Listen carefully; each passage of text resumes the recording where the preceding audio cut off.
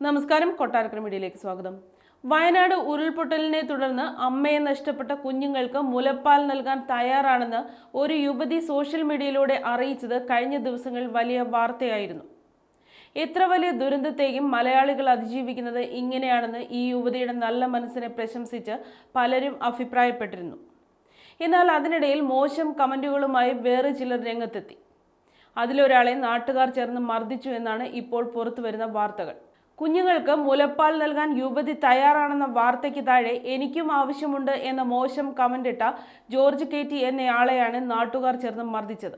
വലിയൊരു ദുരന്തത്തെ നേരിടുന്ന സമയത്ത് ഇത്തരം പ്രതികരണങ്ങൾ ഇനി നടത്തരുതെന്ന് താക്കീത് നൽകിയാണ് ആളുകൾ ചേർന്ന് ഇയാളെ മർദ്ദിച്ചത്. ഇതിന്റെ ചിത്രങ്ങൾ സോഷ്യൽ മീഡിയയിൽ പ്രചരിക്കുന്നുമുണ്ട്. മാത്രമല്ല, തനിക്ക് തെറ്റുപറ്റിയതാണെന്നും ആ പെൺകുട്ടിയോട് നേരിട്ട് മാപ്പ് ചോദിക്കാൻ തയ്യാറാണെന്നും ഇയാൾ പറയുന്ന ശബ്ദ സന്ദേശവും സോഷ്യൽ മീഡിയയിൽ പ്രചരിക്കുന്നുണ്ട്.